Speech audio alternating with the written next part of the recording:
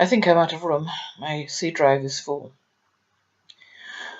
But yesterday, circumstances arose which made me want to recap on my early videos, which were my original subject matter. And it's quite odd that in a group I've put all the details except the one that matters to me the most. And that detail is the Invisible Man, the man of parallel universes, my father. He was involved in at least 3 murders to my knowledge. I'm very suspicious about others as well, to put it mildly. And in fact, I would say 4 murders to my knowledge, and suspicious of others. His name was Desmond Oakley. I have actually wondered if it ever was, but I have numerous documents dating back to his birth and even to his mother's baptism I found the other day. Therefore, I have to assume that he was, in fact, Desmond Oakley, originally.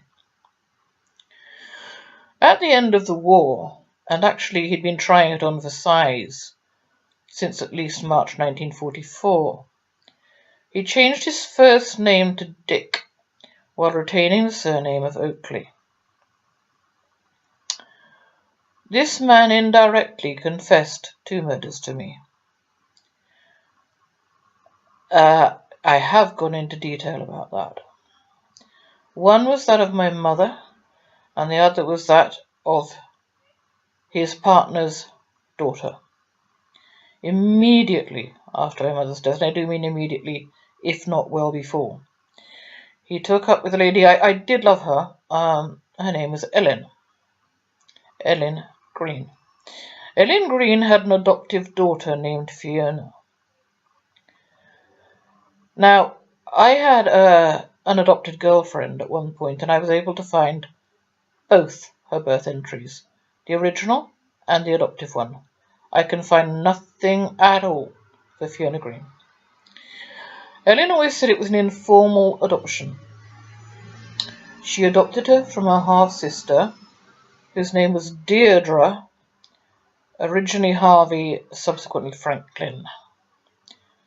Deirdre Franklin. And Fiona was her daughter.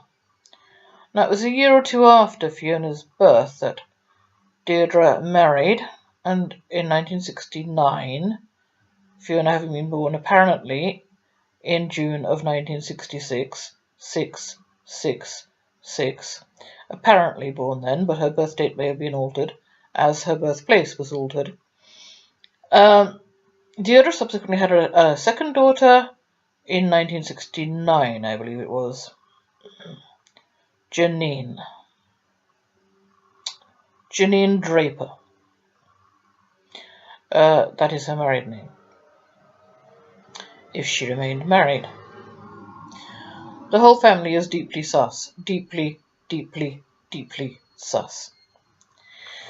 Now, Fiona at some point discovered that her natural mother, her adoptive mother's half-sister, was living in Andover. She herself lived in Southampton, so we're talking about 30 miles or so.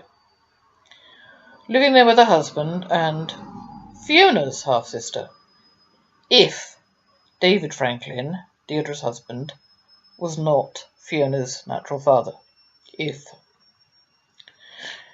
he was, then they were full sisters.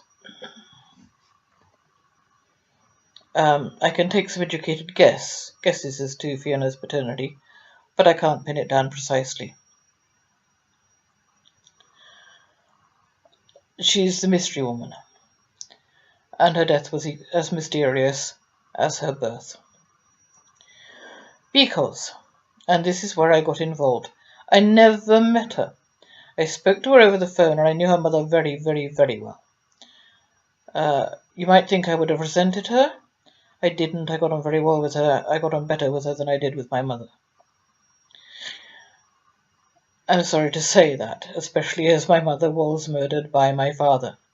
Or my father watched while someone else murdered her. Those are my only two options there.